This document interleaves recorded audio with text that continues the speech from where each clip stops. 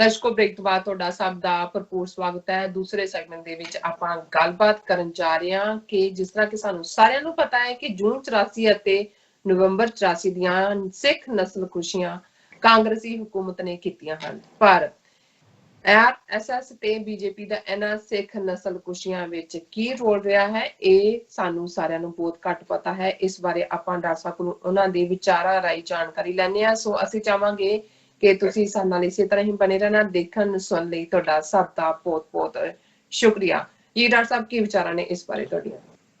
ਦੇਖੋ, ਇਹਨਾਂ 36 ਸਾਲਾਂ 'ਚ ਬਹੁਤ ਸਾਰੀ ਜਾਣਕਾਰੀ ਬਾਹਰ ਆਈ।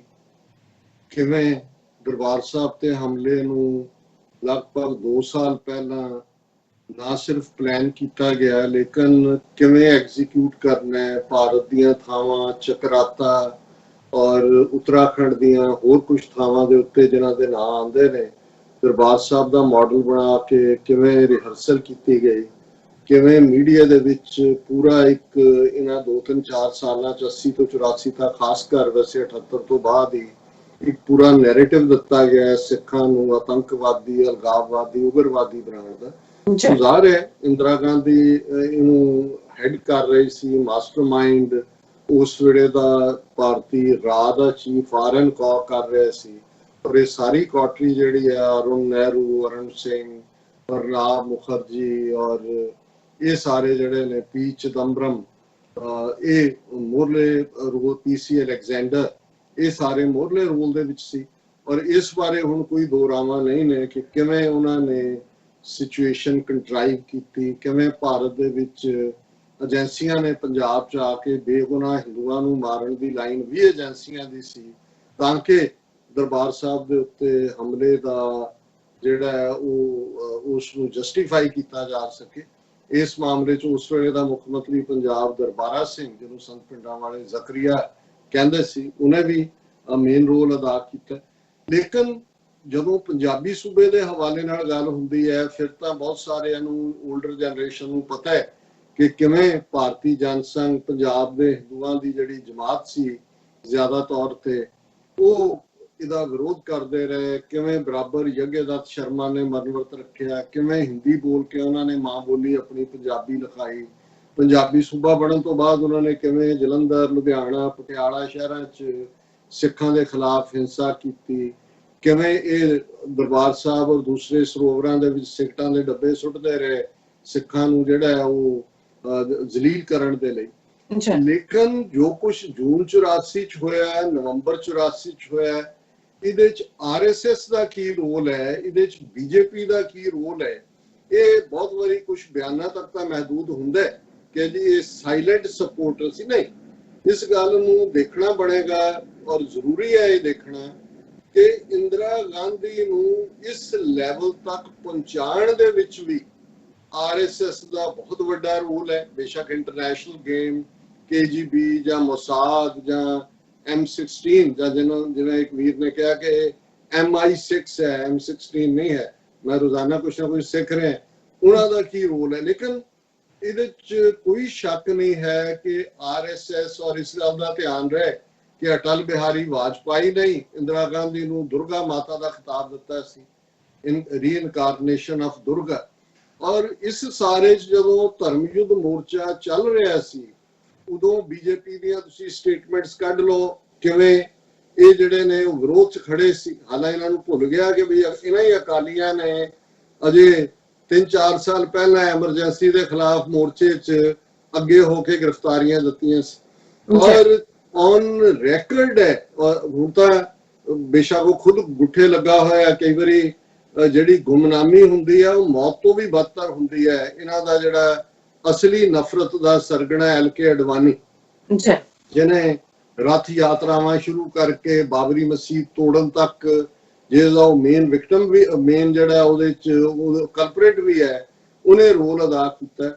ਇਸ ਪਾਸੇ ਵੀ ਉਹਨੇ, ਔਰ ਤੁਸੀਂ ਇਸ ਦੇ ਲਈ ਹੋਰ ਕਿਸੇ ਦੀ ਆਪਣੀ ਸਵੈ ਜੀਵਨੀ ਜਾਂ ਆਟੋਬਾਇਓਗ੍ਰਾਫੀ ਤੋਂ ਵੱਧ ਕੇ ਹੋਰ ਕਿਹੜਾ ਕ੍ਰੈਡੀਬਲ ਸੋਰਸ ਹੁੰਦਾ ਹੈ ਜਿਹਦੇ 'ਚ ਕਿ ਉਹਨੇ ਇਹ ਗੱਲ ਮੰਨੀ ਹੈ ਅਡਵਾਨੀ ਨੇ, ਉਸ ਕਿਤਾਬ ਜਿਹੜੀ ਉਹਦੀ ਆਟੋਬਾਇਓਗ੍ਰਾਫੀ ਹੈ, ਕਿ ਮੈਂ ਇੰਦਰਾ ਗਾਂਧੀ ਨੂੰ ਪਾਰਲੀਮੈਂਟ ਦੇ ਵਿੱਚ ਐਡਰੈਸ ਕਰਕੇ ਇਸ ਗੱਲ ਲਈ ਮਜਬੂਰ ਕੀਤਾ ਕਿ ਜੋ ਪੰਜਾਬ 'ਚ ਹੋ ਰਿਹਾ ਉਹਦੇ ਲਈ ਜਿਹੜਾ ਫੌਜ ਭੇਜੀ ਜਾਏ ਔਰ ਐਕਸ਼ਨ ਲਿਆ ਜਾਏ। ਉਹਨੇ ਕਿਹਾ ਜੀ ਮੇਰੀ ਵਜ੍ਹਾ ਕਰਕੇ ਜਿਹੜਾ ਇੰਦਰਾ ਗਾਂਧੀ ਮਜਬੂਰ ਹੋਈ ਇਹ ਲੈਣ ਦੇ ਉੱਤੇ। ਹੁਣ ਗੱਲ ਕਰ ਲਈ ਉਹਦੀ ਇੰਡੀਵਿਜੂਅਲ ਨਫ਼ਰਤ ਨਹੀਂ ਹੈ।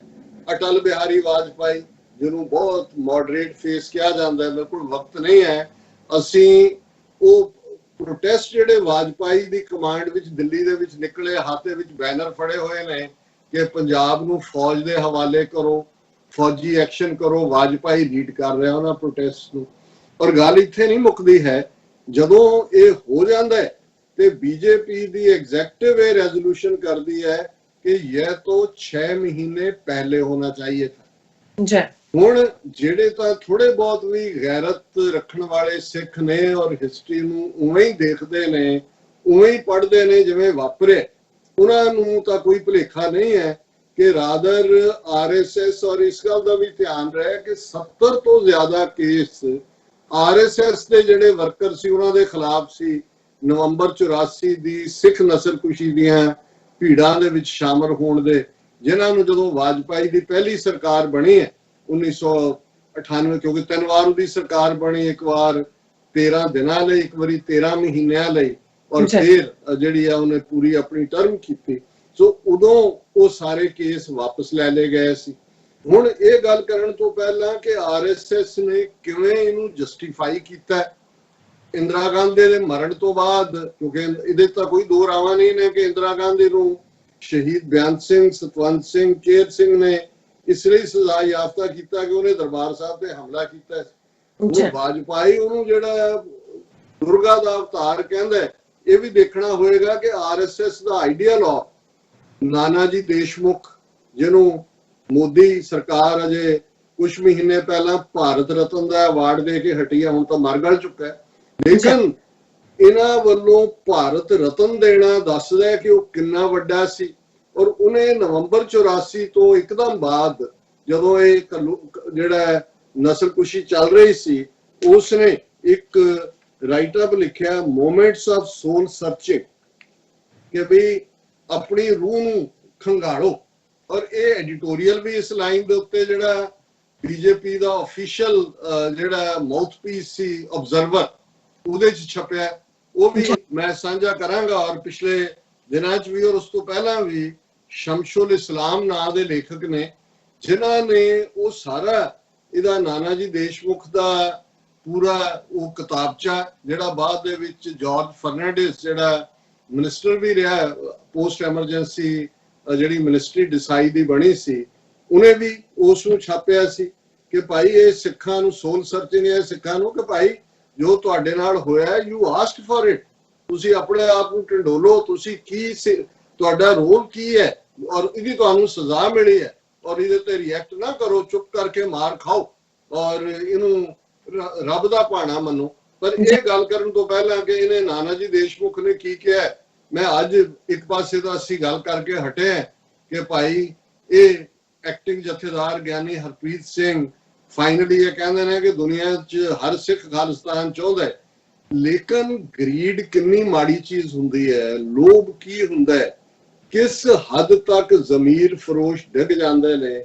ਔਰ ਇਹ ਬਾਦਲਾਂ ਦਾ ਸਾਰਾ ਘੋੜਮਾ ਜਿਹੜਾ ਉੱਤੋਂ ਥੱਲੇ ਤੱਕ ਕਰਪਟ, ਕਿਵੇਂ ਆਪਣੀ ਉਸ ਨਲਾਇਕ ਘਰ ਵਾਲੀ ਦੀ ਵਜ਼ੀਰੀ ਕਾਇਮ ਰੱਖਣ ਦੇ ਲਈ ਕਿਸ ਹੱਦ ਤੱਕ ਡਿੱਗੇ ਹੋਏ ਨੇ, ਜਿਨ੍ਹਾਂ ਨੇ। ਔਰ ਨਾਲ ਦੀ ਨਾਲ ਇਹਦੀ ਸੁਖਬੀਰ ਬਾਦਲ ਦੀ ਸਟੇਟਮੈਂਟ ਹੈ, ਘੱਲੂਘਾਰਾ ਦਿਵਸ ਸਿੰਬੋਲਾਈਜ਼ਸ ਕਾਂਗਰਸ ਹੇਟਡ ਫॉर ਸਿੱਖਸ।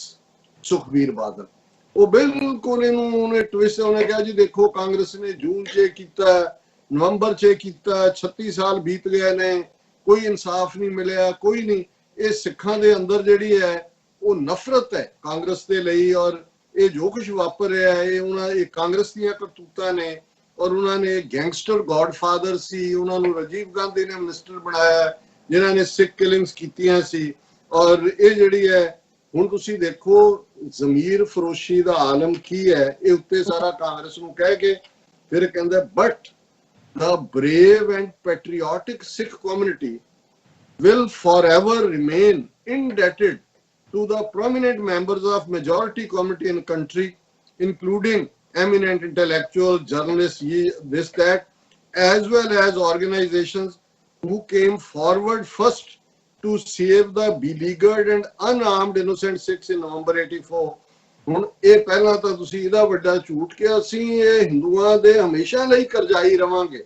ਉਹ ਭਾਈ ਜੇ ਉਹ ਸੇਵ ਕਰਨ, ਕਿਹੜੇ ਸੇਵ ਕਰਨ ਆਏ ਤੇ ਮਾਰਿਆ ਕਿਨੇ? ਫਿਰ ਕੌਣ ਸੀ ਭੀੜਾਂ ਨੂੰ ਲੀਡ? ਉਹਨਾਂ ਦੇ ਨਾਲ ਕੌਣ ਸੀ? ਜਿਹੜੀ ਜਿਨ੍ਹਾਂ ਹਕੂਮਤਾਂ ਦੇ ਵਿੱਚ ਤੁਸੀਂ ਹਿੱਸਾ ਰਹੇ ਹੋ ਇੰਨੇ ਵਰਿਆਂ ਤੋਂ, ਕਿਹਨੂੰ ਤੁਸੀਂ ਇਨਸਾਫ ਦੇ ਪਾਏ? ਕਿੱਥੇ ਤੁਸੀਂ ਆਪਣੀ ਅੱਡੀ ਗੱਡ ਕੇ ਕਿਹਾ ਕਿ ਜੀ ਪਹਿਲਾਂ ਇਹ ਸਾਰੇ ਕਾਤਲ ਅੰਦਰ ਕਰੋ ਫਿਰ ਅਸੀਂ ਤੁਹਾਡੀ ਕੈਬਨਿਟ ਨੂੰ ਜੁਆਇਨ ਕਰਦੇ? ਪਰ ਇਹ ਹੈ ਗੁਲਾਮੀ। ਉਹਨਾਂ ਨੂੰ ਕਹਿ ਕੇ ਇੱਥੇ ਨਹੀਂ ਰੁਕਿਆ। ਹੁਣ ਤੁਸੀਂ ਦੇਖੋ ਕਿ ਵੀ ਬੇਗੈਰਤੀ ਕੀ ਹੁੰਦੀ ਹੈ। ਕਹਿੰਦਾ thanks to these noble brave hearts and thanks also to the commitment of Shri Vajpayee and later the present Prime Minister Shri Narendra Modi to ensure justice for Sikhs. More guilty men and women are likely to face the long arm of law reaching their necks. Time has come for the high profile accused congressmen like Kamal Nath to face the law of the land. ਤੁਸੀਂ ਇਹ ਦੇਖੋ ਕਿ ਭਾਈ ਇਸ ਤੋਂ ਵੱਧਤਰ ਕੀ ਹੁੰਦੀ ਹੈ ਗੁਲਾਮ ਜ਼ਹਿਨੀਅਤ। Thank you ਕਰ ਰਿਹਾ, ਪਹਿਲਾਂ ਹਿੰਦੂਆਂ ਦਾ ਥੈਂਕ ਯੂ ਕਰ ਰਿਹਾ, ਕਹਿ ਰਿਹਾ ਅਸੀਂ ਜਦੋਂ ਤੱਕ ਕੌਮ ਰਹੇ ਸੀ ਤੁਹਾਡੀ ਕਰਜ਼ਾਈ ਰਵਾਂਗੇ ਕਿ ਤੁਸੀਂ ਸਾਨੂੰ ਬਚਾ ਲਿਆ। ਮਾਰਿਆ ਕਿਨੇ? ਫਿਰ ਉਹ ਵਾਜਪਾਈ ਤੇ ਮੋਦੀ ਕਿ ਜੀ ਬਹੁਤ ਜਸਟਿਸ ਦਿੱਤਾ ਹੈ। ਇਹ ਦਰਬਾਰ ਸਾਹਿਬ ਦੀ ਐਂਟਰੀ ਕਿਨੇ ਬੰਦ ਕੀਤੀ? ਪੰਜਾਬ ਦੇ ਵਿੱਚ ਜੋ ਚੱਲ ਰਿਹਾ ਹੈ ਜਿਸ ਅੰਦਾਜ਼ ਦੇ ਵਿੱਚ ਇਹ ਕਿਹਨਾਂ ਨੇ ਗੁਰਦੁਆਰਾ ਗਿਆਨ ਗੋਦੜੀ ਹਰਿਦੁਆਰ ਕਿਨੇ ਕਬਜ਼ਾ ਕੀਤਾ? ਉੱਤਰਾਖੰਡ ਚ ਕਿਹਦੀ ਹਕੂਮਤ ਹੈ? ਤੁਹਾਡਾ ਗੁਰਦੁਆਰਾ ਡੌਂਗ ਮੌਰ ਗੁਰੂ ਨਾਨਕ ਸਾਹਿਬ ਦਾ ਕਿਨੇ ਕਬਜ਼ਾ ਕੀਤਾ ਹੈ? ਉੱਥੇ ਕਿਹਨਾਂ ਦੀ ਹਕੂਮਤ ਹੈ? ਦਿੱਲੀ ਚ ਕਿਹਦੀ ਹਕੂਮਤ ਹੈ? ਆ ਜੋ ਕੁਝ ਕਸ਼ਮੀਰ ਦੇ ਵਿੱਚ ਕੀਤਾ ਹੈ ਦੂਸਰੀ ਘੱਟ ਗਿਣਤੀ ਦੇ ਨਾਲ ਕਿਹਦੀ ਹਕੂਮਤ ਹੈ? ਕੁੱਲ ਮਿਲਾ ਕੇ ਇਹ ਜਿਹੜਾ ਹੈ ਇਹਨਾਂ ਨੇ ਟ੍ਰੇਟਰ ਹੀ ਰਹਿਣਾ। ਇਹ ਜੰਮੇ ਵੀ ਟ੍ਰੇਟਰ ਨੇ, ਜਿਉਂਦੇ ਵੀ ਨੇ। ਔਰ ਫਿਰ ਟ੍ਰੇਟਰਸ ਦਾ ਹਸ਼ਰ ਤਾਂ ਮੈਂ ਨਹੀਂ ਕਹਿਣਾ ਚਾਹੁੰਦਾ ਵੀ ਕੀ ਹੁੰਦਾ ਹੈ, ਉਹ ਤਾਂ ਕੌਮਾਂ ਡਿਸਾਈਡ ਕਰਦੀਆਂ ਨੇ ਕਿ ਭਾਈ ਟ੍ਰੇਟਰਸ ਨਾਲ ਉਹਨਾਂ ਨੇ ਕਿਵੇਂ ਡੀਲ ਕਰਨਾ ਹੈ। ਸ਼ਾਇਦ ਅਸੀਂ ਕਿਤੇ ਨਾ ਕਿਤੇ ਇਸ ਮਾਮਲੇ ਦੇ ਵਿੱਚ ਲੈਕਸ ਰਹੇ ਕਿ ਜਿੱਥੇ ਅਸੀਂ ਸਰਦਾਰਾਂ ਦੀ ਜਿਹੜੀ ਹੈ ਉਹ ਇੱਕ ਸਾਡੀ ਗਲੋਰੀਅਸ ਹਿਸਟਰੀ ਹੈ ਕੌਮ ਲਈ ਮਰ ਮਿਟਣ ਵਾਲਿਆਂ ਦੀ, ਪਰ ਅਸੀਂ ਕਿਉਂਕਿ ਗੱਦਾਰਾਂ ਨੂੰ ਢੁਕਦੀਆਂ ਸਜ਼ਾਵਾਂ ਨਹੀਂ ਦਿੱਤੀਆਂ। ਇਹ ਜਿਹੜੇ ਨੇ ਉਸ ਛਲੇਡੇ ਵਾਂਗ ਆਪਣੀਆਂ ਸ਼ਕਲਾਂ ਬਦਲ ਕੇ ਆ ਜਾਂਦੇ ਨੇ, ਬਿਆਨਬਾਜ਼ੀਆਂ ਬਦਲਦੇ ਨੇ। ਔਰ ਫਿਰ ਸਾਡੇ ਵੀ ਜਿਹੜੇ ਭੋਲੇ ਭਾਲੇ ਸਿੱਖ ਉਹ ਸਮਝਦੇ ਨੇ ਕਿ ਜੀ ਇਹ ਹੁਣ ਬਦਲ ਗਿਆ। ਮੈਂ ਕਿਹਾ ਨਹੀਂ, ਇਹ ਫਿਰ ਬਦਲ ਜਾਏਗਾ। ਜਿਹਨੂੰ ਬਦਲਣ ਦੀ ਆਦਤ ਪੈ ਜਾਏ ਇਹ ਮੌਕੇ ਮੁਤਾਬਕ ਦੇਖਦੇ ਨੇ, ਪਰ ਇਹ ਗੁਲਾਮੀ ਦੀ ਸਿਖਰ ਹੈ। ਲੇਕਿਨ ਮੈਂ ਇਹ ਆਰਟੀਕਲ ਜਿਹੜਾ ਕਿ ਭਾਈ RSS BJP ਦਾ ਕੀ ਰੋਲ ਹੈ ਔਰ ਇਹਦੇ ਬਾਰੇ ਇਕੱਲਾ ਇਹੀ ਨਹੀਂ, even citizens for democracy CFD ਨਾਂ ਦੀ ਇੱਕ ਆਰਗੇਨਾਈਜੇਸ਼ਨ ਬਣੀ ਸੀ। 1 ਨਵੰਬਰ 84 ਨੂੰ ਲੈ ਕੇ people's union for civil liberty ਸੀ। ਉਹਦੇ ਚ ਇਹਨਾਂ ਦਾ ਕੀ ਰੋਲ ਸੀ? ਉਹਨਾਂ ਦੇ ਜਿਹੜੇ ਪ੍ਰਮੁੱਖ ਨੇ ਉਹਨਾਂ ਨੇ ਬਿਆਨ ਕੀਤਾ ਕਿ RSS ਨੇ ਕੀ ਰੋਲ ਪਲੇ ਕੀਤਾ। ਔਰ ਇਹ ਕਿਉਂਕਿ ਲੰਬਾ ਚੌੜਾ ਆਰਟੀਕਲ ਹੈ, ਲੇਕਿਨ ਜਿਹੜਾ ਉਹਨਾਂ ਨੇ RSS ਔਰ BJP ਦੇ ਬਾਰੇ ਬੜਾ ਕਲੀਅਰਲੀ ਇਹ ਕਿਹਾ ਕਿ ਭਾਈ ਇਹਨਾਂ ਦਾ ਪੂਰਾ ਉਸੇ ਤਰ੍ਹਾਂ ਹੀ ਰੋਲ ਰਿਹਾ ਕਿ ਵੀ ਜਿਹਦੇ ਚ ਉਹਨਾਂ ਨੇ ਜੂਨ 84 ਵੀ ਔਰ ਨਵੰਬਰ 84 ਦੀ ਸਿੱਖ ਨਸਲਕੁਸ਼ੀ ਨੂੰ ਵੀ ਇਹਨਾਂ ਨੇ ਪ੍ਰਮੋਟ ਕੀਤਾ, ਉਹਦਾ ਹਿੱਸਾ ਵੀ ਰਹੇ। ਔਰ ਉਹਨਾਂ ਨੇ ਕਿਹਾ ਕਿ ਵੀ ਇਹ ਜਿਹੜਾ RSS ਆਈਡੀਆਲੌਗ ਨਾਨਾ ਦੇਸ਼ਮੁਖ ਡੀਹਿਊਮਨਾਈਜ਼ਡ ਐਟੀਟਿਊਡ ਟੁਵਰਡ ਸਿੱਖ ਮੈਸੈਕਰ। ਔਰ ਇਸ ਗੱਲ ਦਾ ਧਿਆਨ ਰਹੇ ਕਿ ਇਸੇ ਨਾਨਾ ਜੀ ਦੇਸ਼ਮੁਖ ਨੂੰ ਜਿਹੜਾ ਕੱਲਾ ਆਈਡੀਆਲੌਗ ਨਹੀਂ ਸੀ, ਹੁਣ ਇਹ ਭਾਰਤ ਰਤਨ ਵੀ ਹੈ। ਔਰ ਇਹਦੇ ਚੋਂ ਕਹਿੰਦੇ ਨੇ the most important proof of such a humanized attitude towards the massacre of Sikhs is a document circulated by Nana Deshmukh, a prominent whole-timer ideologue of RSS. The document titled Moments of Soul Searching was circulated by Deshmukh on November 8, 1984. ਹੁਣ ਇਹ ਉਹੀ ਹਫਤਾ ਹੈ ਜਦੋਂ ਸਿੱਖਾਂ ਦੀ ਨਸਲਕੁਸ਼ੀ ਭਾਰਤ ਭਰ ਚ ਹੋਈ ਹੈ। ਇਹ ਉਹਨੂੰ ਸਰਕੂਲੇਟ ਕਰਦਾ ਹੈ ਔਰ ਉਹਦੇ ਜੋ ਕਹਿੰਦਾ may help in unmasking the whole lot of criminals involved in the massacre of innocent Sikhs who had nothing to do with the killing of Indira Gandhi। ਇਹ ਰਾਈਟਰ ਕਹਿ ਰਿਹਾ ਹੈ ਕਿ ਇਹ ਨਾਨਾ ਜੀ ਦੇਸ਼ਮੁਖ ਦੇ ਲੇਖ ਤੋਂ ਤੁਹਾਨੂੰ ਅੰਦਾਜ਼ਾ ਹੋਏਗਾ ਕਿ ਕਿਵੇਂ ਇਨੋਸੈਂਟ ਸਿੱਖਾਂ ਨੂੰ ਮਾਰਿਆ ਗਿਆ। ਔਰ ਉਹਨਾਂ ਨੇ ਕਿਹਾ ਕਿ ਵੀ ਇਹ ਡਾਕੂਮੈਂਟ ਇਸ ਗੱਲ ਵੱਲ ਵੀ ਇਸ਼ਾਰਾ ਕਰੇਗਾ ਕਿ where the cadets came from who meticulously organized killing of Sikhs, ਕਿ ਕੌਣ ਲੋਕ ਸੀ कांग्रेसी नहीं कर ले किवें, क्योंकि आरएसएस एक मोस्ट ऑर्गेनाइज्ड जमात है, उन्होंने की रोल प्ले किया और उन्होंने कहा भी नाना जी देशमुख ने जस्टिफाई किया है सारे नूं। उन्होंने कहा कि भाई ये 10 ਦੇ ਕਰੀਬ ਉਹਨਾਂ ਦੇ ਨੁਕਤੇ ਨੇ कि पहली गल ਜਿਹੜੀ देशमुख ने कही, the massacre of Sikhs was not the handiwork of any group or any anti-social elements, but the result of a genuine feeling of anger। ਇਹ ਕਹਿੰਦਾ ਜੀ ਇਹ ਕਿਸੇ ਗਰੁੱਪ ਨੇ ਨਹੀਂ ਕੀਤਾ, ਕੋਈ ਕਾਂਗਰਸ ਜਾਂ ਕਿਸੇ ਨੇ ਨਹੀਂ ਕੀਤਾ, ਇਹ ਲੋਕਾਂ ਦੇ ਵਿੱਚ ਜਿਹੜਾ ਐਂਗਰ ਸੀ ਉਹਦਾ ਜੈਨੂਇਨ ਐਂਗਰ ਹੈ, feeling of anger. Deshmukh did not distinguish the action of two security personnel of Indira Gandhi who happened to be Sikhs from that of whole Sikh community. According to his document, the killers of Indira Gandhi were working under some kind of mandate of their community। उन्हें बयान सिंह सतपाल सिंह ने भी कहा भी ये सिखां दी ही नुमाइंदगी करते सी, इसलिए जो इन्होंने किया वो सारी सिख कौम नूं सजा देनी बनती सी। ये उन्हां दा आइडियालॉग भारत रतन साहब कह रहे हैं। फिर वो कहता है Sikhs themselves invited these attacks, thus advancing the Congress theory of justifying the massacre of Sikhs। उन्होंने जिवें कांग्रेस कहती सी और जिवें राजीव गांधी ने कहा कि जब कोई बड़ा वृक्ष गिरता है तो धरती कांपती है, नाना जी देशमुख भी आरएसएस से कह रहे हैं जी कि सिखां दे नूं सबक देना बड़ा जरूरी सी। फिर वो कहता है he glorified the Operation Blue Star and described any opposition to it as anti-national। When Sikhs were being killed in thousands, he was warning the country of Sikh extremism, thus offering ideological defense of those killing। उन्हें कहा भी जिहड़ा operation blue star दरबार साहब ते हमले नूं जिहड़ा बंदा गलत कहंदा है वो देश नाल गद्दारी कर रहा है। ये भारत रतन साहब कह रहे हैं, मोदी दा प्यो जिहड़ा असली। Sikh community as a whole was responsible for violence in Punjab। ये भी उहदा डॉक्यूमेंट कहंदा है Sikhs should have done nothing in self defense but showed patience and tolerance against the killer mobs। कि भाई सिखां नूं जे किलर मॉब करना आई खड़े होके मर जाओ उन्हां दे हत्थां, क्योंकि तुहाडीआं करतूतां मरण दियां सी, कोई रेजिस्ट ना करो। और फिर उन्होंने कहा कि these were Sikh intellectuals and not killer mobs which were responsible for the massacre। They had turned Sikhs into a militant community, cutting them off from their Hindu roots, thus inviting attacks from nationalist Indians। Moreover, he treated all Sikhs as part of the same gang and described attacks on them as a reaction of nationalism। उन्होंने कहा जी ये सिखां दे जिहड़े इंटैलेक्चुअल अलग कहंदे ने भी सिख एक अलग धर्म है, अलग ये तां हिंदुआं तो सानू जिहड़ा है ये साडा हिस्सा ने।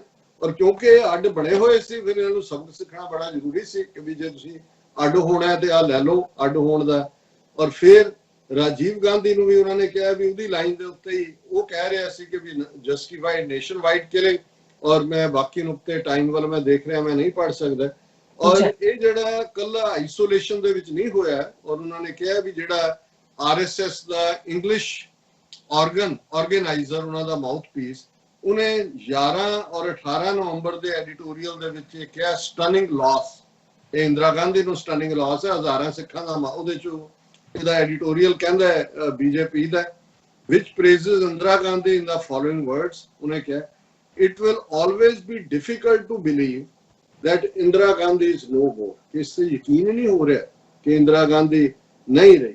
One had got so used to hearing her myriad voices for so long that everything looked so blank without her। कि उहदी मधुर वाणी जिहड़ी है सुणन दे असीं इन्ने आदी सी कि हुण लगदा है कि भी सारा जिवें जमाना खाली हो गया उहदे जाण दे नाल।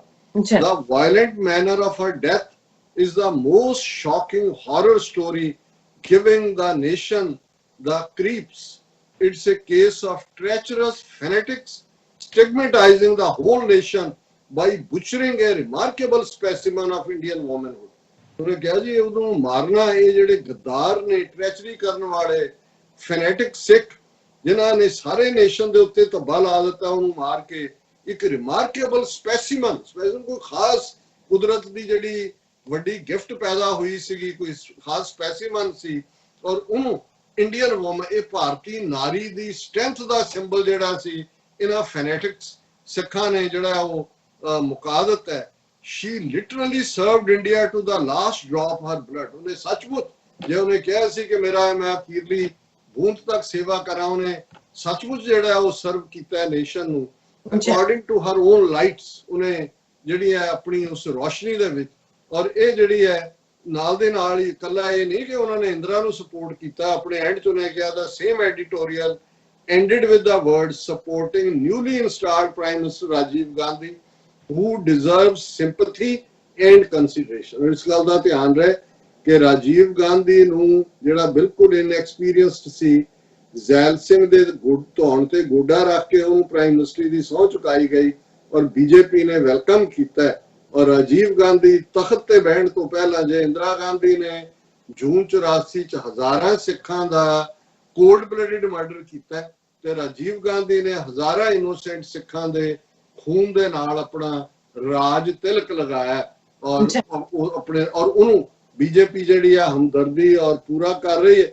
ਔਰ ਨਾਲ ਦੀ ਨਾਲ ਜਿਹੜੀ ਇੱਕ ਇਹਨਾਂ ਦਾ ਹੋਰ ਵੱਡਾ ਜਿਹੜਾ ਆਰਐਸਐਸ ਦਾ ਚੀਫ ਸੀ ਉਸ ਵੇਲੇ ਮਿਸਟਰ ਦਿਓਰਸ, ਉਹਦੇ ਚ ਇਹ ਕਹਿੰਦਾ ਕਿ ਵੀ ਉਹਨੇ ਕਿਹਾ, ਕਿਉਂਕਿ ਇਸ ਤੋਂ ਕੰਪਲੀਟ ਹੋ ਜਾਏ ਸਟੋਰੀ, ਕਿ ਭਾਈ ਇਹਨਾਂ ਦਾ ਭਾਰਤ ਰਤਨ ਕੀ ਕਹਿੰਦਾ ਹੈ, ਆਈਡੀਅਲ ਆਫ ਇਹਨਾਂ ਦਾ ਆਫੀਸ਼ੀਅਲ ਪੇਪਰ ਕੀ ਕਹਿੰਦਾ ਹੈ, ਐਲਕੇ ਅਡਵਾਨੀ ਜਿਹੜਾ ਪ੍ਰੈਜ਼ੀਡੈਂਟ ਸੀ ਉਹਨੇ ਆਪਣੀ ਆਟੋਬਾਇਓਗ੍ਰਾਫੀ ਚ ਕੀ ਕਿਹਾ, ਵਾਜਪਾਈ ਨੇ ਕੀ ਕਿਹਾ, ਹੁਣ ਨਾਨਾ ਜੀ ਦੇਸ਼ਮੁਖ ਤੋਂ ਬਾਅਦ ਜਿਹੜਾ ਇਹਨਾਂ ਦਾ ਚੀਫ ਹੈ ਆਰਐਸਐਸ ਦਾ, ਉਹਦਾ ਤੁਸੀਂ ਦੇਖ ਲਓ ਕਿ ਉਹਨੇ ਵੀ ਜਿਹੜਾ ਇਸ ਸਾਰੇ ਦੇ ਨਾਲ ਆਰਐਸਐਸ ਉਹਨੇ ਸਰਕ ਵਾਕ ਕੇ ਕੀ ਕਹਿੰਦੇ ਨੇ ਸਰਸੰਚਾਲਕ ਦਾ ਹੈਡ ਹੈ ਉਹ ਰਜਿੰਦਰ ਸਿੰਘ ਇਸ਼ੂਡ ਇੰਸਟਰਕਸ਼ਨਸ ਇਹ ਸਾਰੇ ਦੇ ਉੱਤੇ। ਔਰ ਮੈਂ ਉਹਨਾਂ ਦੀ ਸਟੇਟਮੈਂਟ ਦਿਓਰਸ ਬਾਲਾਜੀ ਦਿਓਰਸ ਨੇ ਕਿਹਾ, it is shocking beyond words to express the feelings at the murder of Prime Minister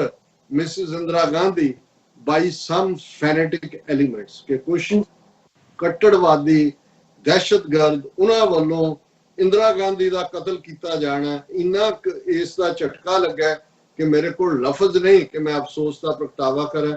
She had been carrying on almost the entire burden on the country since 1966। ਹੁਣ ਤੁਸੀਂ ਦੇਖੋ ਇਹੀ ਆਰਐਸਐਸ ਹੈ ਜਿਹੜਾ ਹੁਣ ਕਲੇਮ ਕਰਦੇ ਨੇ ਜੀ ਐਮਰਜੈਂਸੀ ਦੇ ਖਿਲਾਫ ਅਸੀਂ ਐਜੀਟੇਸ਼ਨ ਕੀਤੀ। ਔਰ ਤੁਸੀਂ ਕਦੇ ਵੀ ਅੱਜ ਵੀ ਨਰਿੰਦਰ ਮੋਦੀ ਤੋਂ ਲੈ ਕੇ ਉਹਨਾਂ ਦੇ ਕਿਸੇ ਸਟੇਟ ਲੈਵਲ ਦੇ ਲੀਡਰ ਤੱਕ ਵੀ ਇੰਦਰਾ ਗਾਂਧੀ ਦੇ ਖਿਲਾਫ ਕੋਈ ਬਿਆਨ ਨਹੀਂ ਸੁਣੋਗੇ ਕਦੇ, ਅੱਜ ਵੀ 36 ਸਾਲ ਬੀਤਣ, ਕਿਉਂਕਿ ਇਹਨਾਂ ਦੇ ਕਹਿਣ ਤੇ ਹੀ ਇੰਦਰਾ ਗਾਂਧੀ ਨੇ ਪਲੱਸ ਇੰਟਰਨੈਸ਼ਨਲ ਕੰਸਪੀਰੇਸੀ, ਔਰ ਉਹ ਕਹਿ ਰਿਹਾ ਸ਼ੀਜ਼ ਕਿ ਉਹਨੇ ਹੀ 1966 ਤੋਂ ਲੈ ਕੇ ਸਾਰੇ ਦੇਸ਼ ਦਾ ਭਾਰ ਹੀ ਜਿਹੜਾ ਉਹਦੇ ਸਿਰ ਦੇ ਉੱਤੇ ਸੀ, ਜਿਹੜਾ ਭਾਰ ਜਿਹੜਾ ਸਿੱਖਾਂ ਨੇ ਹੁਣ ਭਾਰ ਲਾ ਦਿੱਤਾ ਹੈ ਤੇ ਇਹ ਜਿਹੜਾ ਬਹੁਤ ਵੱਡਾ ਗੁਨਾਹ ਕਰ ਦਿੱਤਾ ਹੈ। She was loved and respected not only in this country but all over the world। ਸਿਰਫ ਇਸ ਦੇਸ਼ ਦੀ ਨਹੀਂ ਉਹ ਰਾਣੀ ਸੀ, ਉਹ ਤਾਂ ਕੁੱਲ ਦੁਨੀਆ ਦੀ ਮਹਿਬੂਬਾ ਸੀ, ਸਾਰੀ ਦੁਨੀਆ ਉਹਨੂੰ ਬਹੁਤ ਪਿਆਰ ਕਰਦੀ ਸੀ।